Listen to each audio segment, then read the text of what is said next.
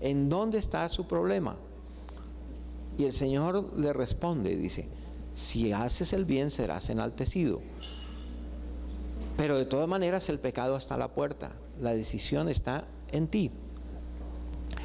Y en un momento dado, Elías, después de enfrentar a los profetas de Baal, llama al pueblo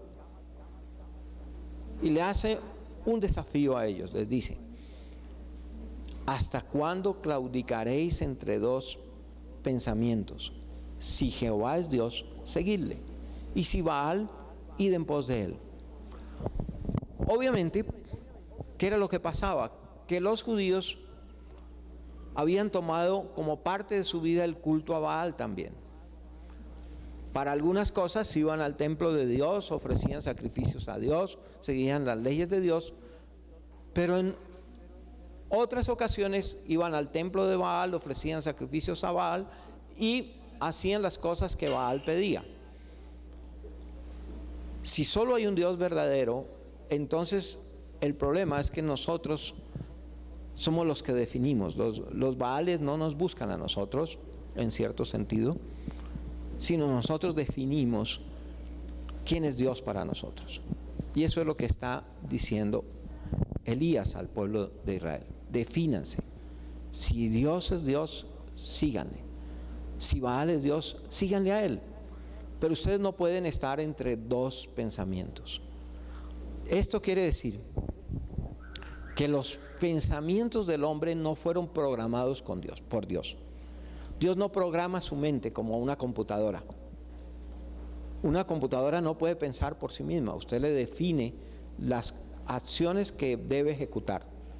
Para eso existen los programas. Usted monta una serie de programas en una computadora. Cuando yo aprendí computación, yo recuerdo que el computador que se usaba era con tarjetas y uno hacía las instrucciones y uno hacía los programas que hacía que corrieran por el computador. Entonces uno entiende claramente que lo que uno programa, eso es lo que hace, y no va a hacer cosa diferente de lo que está programado. Pues Dios no nos trata de esa manera. No somos robots, no somos computadores. Él nos dio la capacidad de pensar. No fuimos programados con ideas y pensamientos para obedecer esos pensamientos automáticamente, sino que cada ser humano posee libre albedrío, o la libertad. ¿Para qué? Para escoger entre el bien y el mal. Uno define y evalúa qué es la verdad, y cuando uno define su verdad, lo más consecuente es que uno obre de acuerdo a esa verdad. Si descubre la verdad, tiene que seguirla, porque si no empezaría a portarse hipócritamente y a actuar en contra de sus propios principios, y estaría engañándose aún peor usted. Y no hay persona más engañada a la que se engaña a sí misma. Y eso está también no solo en nuestra manera de pensar, sino también está en lo que sentimos. No es que la verdad no alumbre por sí misma, porque Dios es verdad y expresa verdad. El problema para el ser humano es que no la aprecia, no la quiere, no la ama, y por eso decide seguir la mentira. Pero ahí está. Dios no le infunde esos pensamientos para que obedezca automáticamente los pensamientos, sino Él se presenta al hombre para que el hombre decida. En ese sentido, entonces, mire lo que el Señor Jesucristo habló también. Dice: generación de víboras, ¿cómo podéis hablar lo bueno siendo malos? Porque de la abundancia del corazón habla la boca. El hombre bueno del buen tesoro del corazón saca cosas buenas, y el hombre malo del mal tesoro saca cosas malas. Esto quiere decir que el Señor Jesucristo enseñó que nuestros actos son el resultado de lo que hay en nuestro corazón. Nuestros actos son el resultado de lo que hay en nuestro corazón. Tarde o temprano empezaremos haciendo lo que está en nuestra mente, lo que está en nuestro corazón. ¿Está claro esto? No vamos a terminar haciendo cosas que no somos. Si nuestro corazón es malo, nuestros actos serán malos. Si nuestro corazón es bueno, nuestros actos serán buenos. No podemos obtener fruto bueno de un corazón malo. Si usted ha estado llenando su mente de cosas malas o está llena de cosas malas, tarde o temprano usted no hará lo bueno. Eso es lo que dice el Señor. Y está llamando a estos fariseos, los está llamando como hipócritas, como una generación de ¿qué? De víboras. Óigalo bien, usted va a ser evaluado en el juicio de Dios. Y usted va a oír las palabras del Señor, buen siervo y fiel. O usted va a oír esta expresión, generación de víboras. No hay dos alternativas. Y eso lo define cada uno en su corazón. ¿Ya? Dios no, Señor, hazme bueno. ¿Será posible orar así? Sí, la gente ora. Pero el Señor entonces es el que dice, sed buenos porque yo soy bueno, da una orden. Y nosotros decidimos seguirla o no. ¿Aceptamos que Dios imprime en nosotros su carácter o rechazamos el carácter de Dios? Simplemente y terminaremos siendo lo que decidimos en cierto sentido. Mire lo que dice la Escritura. Los pensamientos de los justos son rectitud, mas los consejos de los impíos, engaño.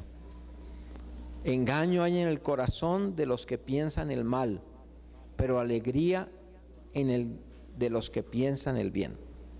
Eso dice en Proverbios 12, en el versículo 5 y en el versículo 20. Dese cuenta que hay dos tipos de personas: los justos y los impíos. Y define a los justos como los que piensan el bien, y define a los injustos como los que piensan engaño. Dese cuenta que el Señor está definiendo lo que hay en el corazón. Si hay engaño, expresan eso, son injustos. Si hay rectitud, entonces su comportamiento va a ser justo. Y entonces eso nos lleva a una simple conclusión. Solamente existen dos alternativas: malos pensamientos que producen malas acciones y buenos pensamientos que producen buenas acciones. No hay más. No hay más tipos de personas. Y no hay nada más en esta mente, en este continente que se llama mente. Si contiene pensamientos malos, nuestras acciones serán injustas. Si tenemos pensamientos buenos, nuestras acciones serán justas. ¿Estamos de acuerdo? Bueno, no hay otro tipo de mente. Hay mentes divididas, y no lo dudo, de que por un lado tenga pensamientos buenos y por otro pensamientos malos. Pero siempre terminaremos de un solo lado. Y el peligro de acumular pensamientos buenos y malos y no definirlo es que por nuestra naturaleza terminaremos haciendo lo malo. Bueno, ahora la pregunta que yo quiero hacerles es la siguiente. Hombres y mujeres, esta pregunta: ¿por naturaleza sentimos y pensamos como Jesucristo? ¿Por naturaleza? ¿En lo que somos? ¿En lo que heredamos de Adán?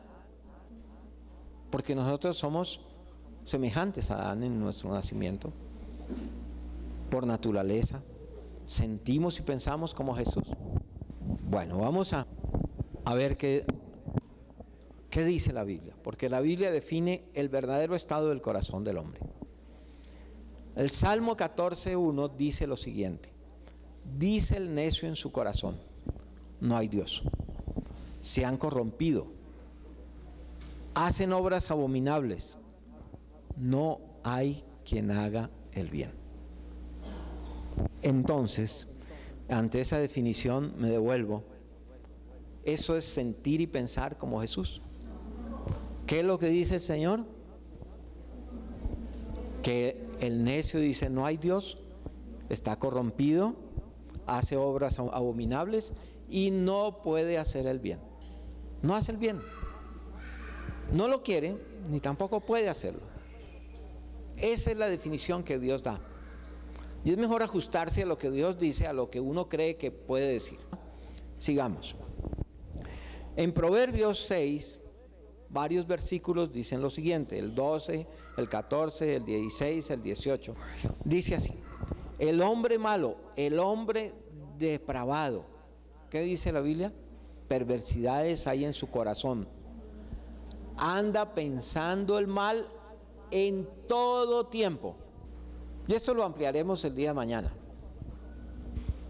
Pero aquí dice que el hombre malo, el depravado, y eso se refiere a la raza humana en general, anda pensando mal en todo tiempo. ¿Y qué dice respecto de eso? Dice, 6 cosas aborrece Jehová y aún 7 abomina su alma. El corazón que maquina pensamientos inicuos, los pies presurosos para correr al mal.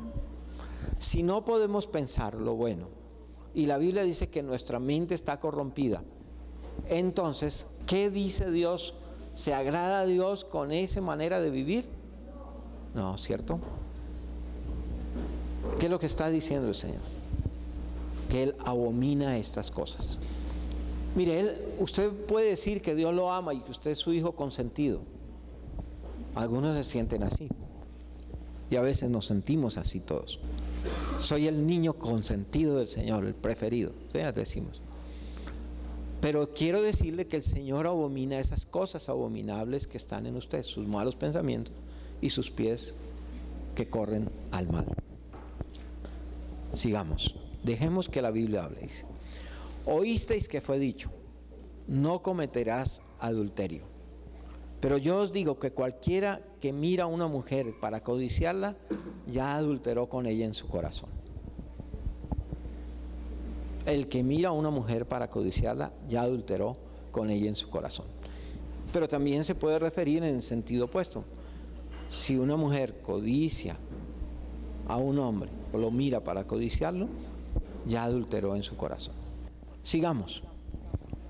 En Mateo 15, 18 y 19 dice lo siguiente: porque lo que sale de la boca, del corazón sale, y esto es lo que contamina al hombre. Porque del corazón salen los malos pensamientos, los homicidios, los adulterios, las fornicaciones, los hurtos, los falsos testimonios, las blasfemias. ¿De dónde sale eso? Del corazón. Eso no sale del exterior, eso sale de nuestro propio corazón. Y el Señor es quien lo dice. Comer una comida y muchas otras cosas no es lo que contamina al hombre. Lo que contamina al hombre es lo que sale del corazón del hombre. Si nuestros pensamientos no son buenos, entonces todo lo que procede de nuestro corazón va a contaminar todas nuestras acciones, todo nuestro comportamiento, toda nuestra manera de vivir y de actuar. Todo lo que somos. En otro pasaje, en Juan 8:34, el Señor dice lo siguiente: Jesús le respondió: de cierto os digo, que todo aquel que hace pecado, esclavo es del pecado. Si tú cometes pecado, esclavo eres del pecado. Y entonces, ¿quién puede liberar al esclavo? Solo alguien libre. Porque lo que el Señor define es que si el hombre peca, el hombre es esclavo del pecado. El concepto del mundo es que haz lo que quieras para ser libre. Pero la Biblia dice que el que peca se hace esclavo del pecado. Ese es el concepto de Dios respecto de la libertad. no es como el mundo dice, no es como la gente pretende. La gente quiere independencia, ¿para qué? Para pecar. Pero ¿estará siendo libre? Todo lo contrario, se está haciendo esclavo cada vez más, porque el que peca, esclavo es del pecado. Eso dice el Señor. Y por eso, en el versículo 44, hablando a los judíos que se sentían hijos de Abraham, el Señor les expresa lo siguiente: vosotros sois hijos de vuestro padre el diablo, y los deseos de vuestro padre queréis hacer. Él ha sido homicida desde el principio y no ha permanecido en la verdad, porque no hay verdad en él. Cuando habla mentira, de suyo habla, porque es mentiroso. ¿Y qué? Y padre de mentira. Si usted peca, ¿a quién está agradando? Al diablo. ¿Y qué define el Señor? Si usted hace las obras del diablo, es porque es hijo del diablo.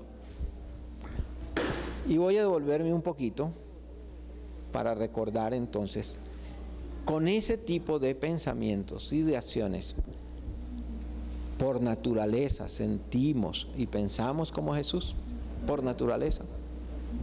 Es obvio que no, ¿no? Bien, vamos a seguir con el... Esto es muy importante porque es la base de lo que vamos a hablar el día de mañana y el resto del tiempo. Bueno, entonces sigamos. Entonces, ¿qué conclusión sacamos? Que no solamente no sentimos y pensamos como Jesús por naturaleza, pero sí sentimos y pensamos por naturaleza como Satanás. Lamentablemente, el corazón y la mente del hombre natural producen malos pensamientos como resultado de su naturaleza pecaminosa y porque no conocen a Dios. Dice el necio en su corazón que no hay Dios. Si le conocieran, dice el Señor, si me conocieran, si conocieran a mi Padre, entonces me amaríais. Pero ¿por qué quieren matarme? Y es una expresión que el Señor podría repetir acá. Porque muchas veces, las más de las veces, para usted esconderse, a buscar, a hacer lo que usted quiere, pero que la Biblia condena y el Señor condena, entonces usted fácilmente excluye a Jesucristo. Lo excluye de su mente y de sus acciones. ¿Y qué es excluirlo de su mente y de sus acciones? Querer que muera, hacerlo desaparecer. Por eso los israelitas mataron a los profetas, porque decían la palabra de Dios. Y por eso enviaron a Jesús a la cruz. Y por eso podemos decir que nuestros pecados enviaron a Jesús a la cruz. Y aquí no podemos echarle la culpa a los judíos. Nuestras acciones, nuestros pecados, nuestra manera de pensar fue lo que llevó a Cristo a la cruz. Porque mire, es lo que dice. No solo no pensamos y sentimos como Jesucristo, sino que pensamos y sentimos por naturaleza como Satanás. Sigamos adelante. Desde la caída del hombre, y esto lo estudiamos muchas veces, la naturaleza humana ha sido gobernada por la mismísima ley, el mismísimo espíritu que gobierna la mente y el corazón de Satanás. Y se llama egoísmo. Desde que caímos, desde que Adán cayó, lo que gobierna la vida de los seres humanos, lo que gobierna su mente y su corazón, es lo mismo que gobierna la mente y el corazón de Satanás. Por naturaleza pensamos y sentimos gobernados por este principio, llamado egoísmo. Y esta es la razón por la cual el único carácter que podemos desarrollar por naturaleza es un carácter semejante al de ¿quién? Al de Satanás. Entonces es injusto el Señor al decir que nosotros hacemos las obras del diablo.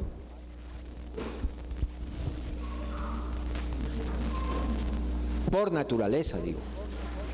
Porque por salvación, por la gracia y la misericordia de Dios somos otra cosa. Pero por naturaleza estábamos muertos ¿en qué? En delitos y pecados. ¿Y qué dice en la Escritura ahí en Efesios? Que seguíamos la corriente de este siglo, influenciados y dirigidos por el espíritu ¿de quién? El mismo espíritu que dirige a Satanás, el espíritu de Satanás, por naturaleza. Es decir, en lo que somos, en lo que heredamos de Adán. Y vio Jehová que la maldad de los hombres era mucha en la tierra, y que todo designio de los pensamientos del corazón de ellos era de continuo solamente al mal. ¿No dice eso en Génesis 6:5, que la maldad aumentaba y que Dios se arrepintió de haber creado al hombre y puso término a la vida de los hombres? Dijo, la vida del hombre serán 120 años. Y decidió enviar un diluvio a los 120 años de tomar esa decisión, porque dice que el corazón de los hombres, el designio de los pensamientos del corazón de los hombres en aquella época era de continuo, ¿qué? Solamente al mal, solamente al mal, solamente al mal. No confiere que pensara algo al bien, o que los designios de su corazón fueran al bien, sino dice solamente al mal. Y es absolutamente excluyente de todo bien. ¿Qué fue lo que pasó en aquella época? Que la gente se llenó de maldad, debido a que el corazón de la gente se corrompió. ¿Y por qué estaba corrompido? Porque empezó a pensar de una manera diferente a como Dios les había ordenado. Se ratificaron en la decisión de Adán y Eva, se ratificaron en la decisión de Caín, se ratificaron en la decisión de Lamec, hijo de Caín, y de muchos otros que simplemente excluyeron a Dios de sus vidas. Ahí está.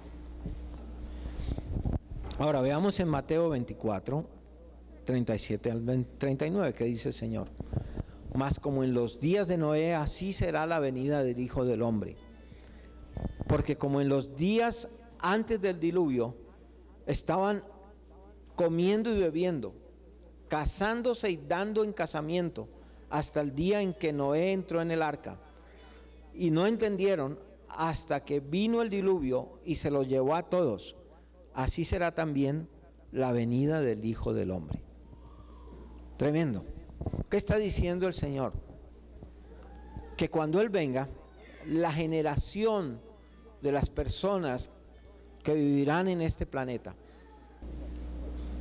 como en los días de Noé, así será la venida del Hijo del Hombre. ¿Qué es lo que dice el Señor?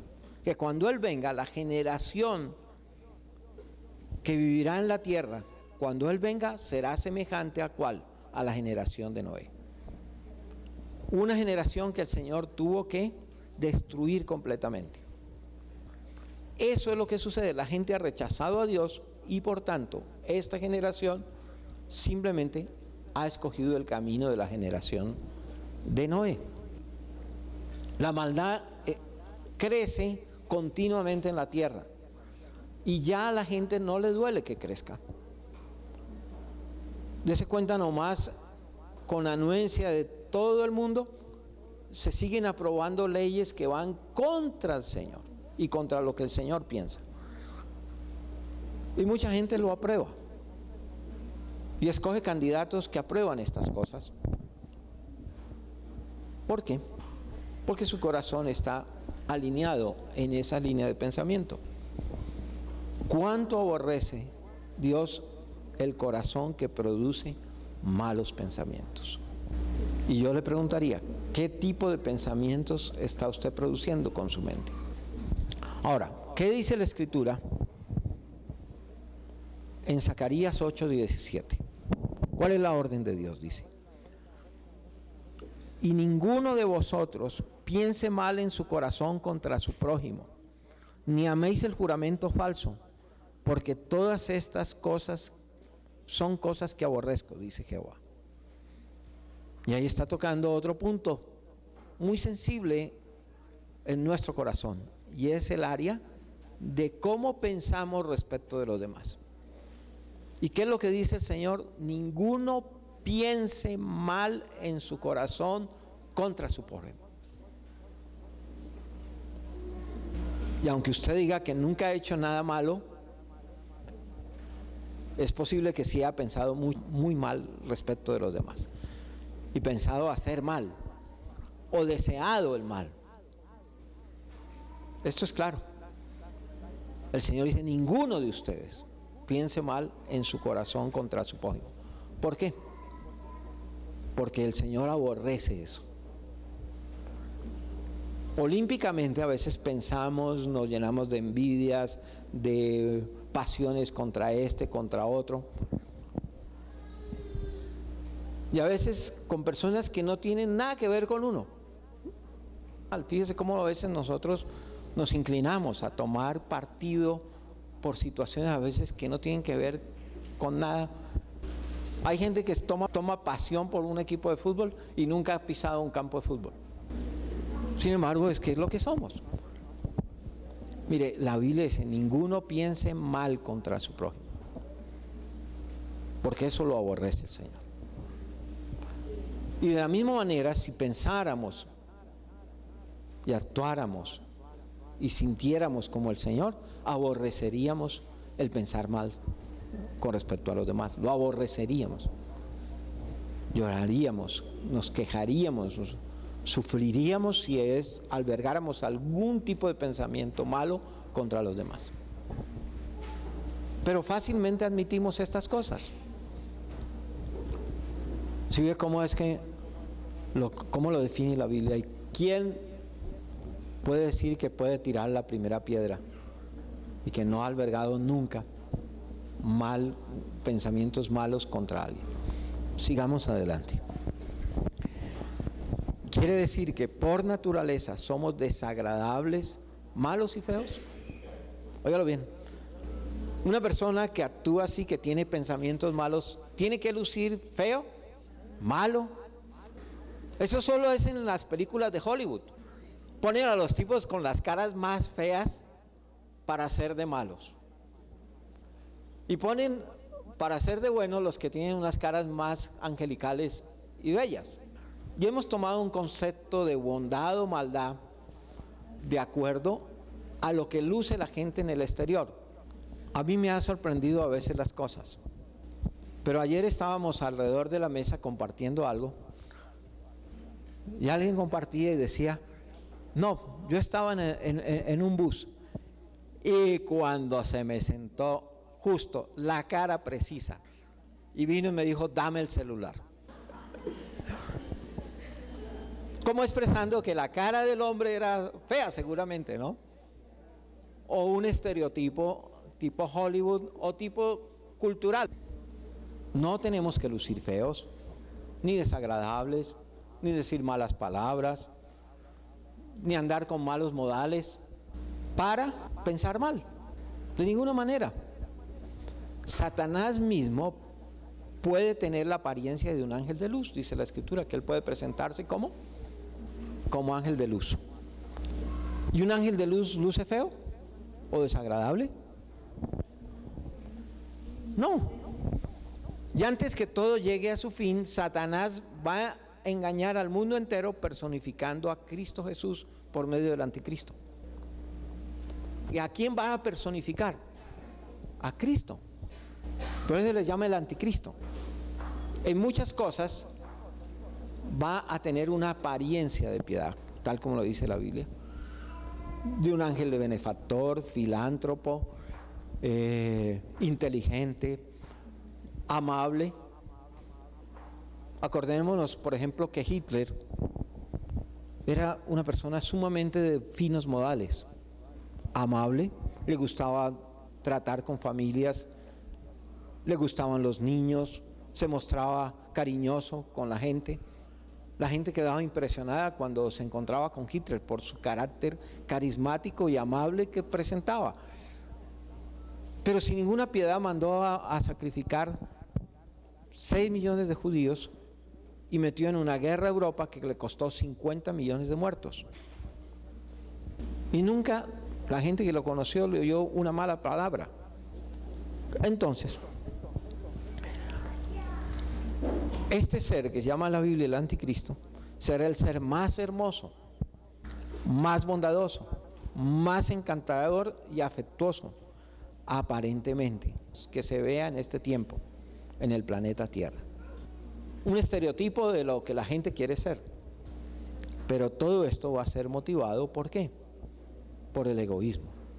Fíjese que lo que a él lo va a motivar es lo que hay en su corazón. Las acciones pueden representar otra cosa, pero lo que hay en su corazón es lo que él realmente es.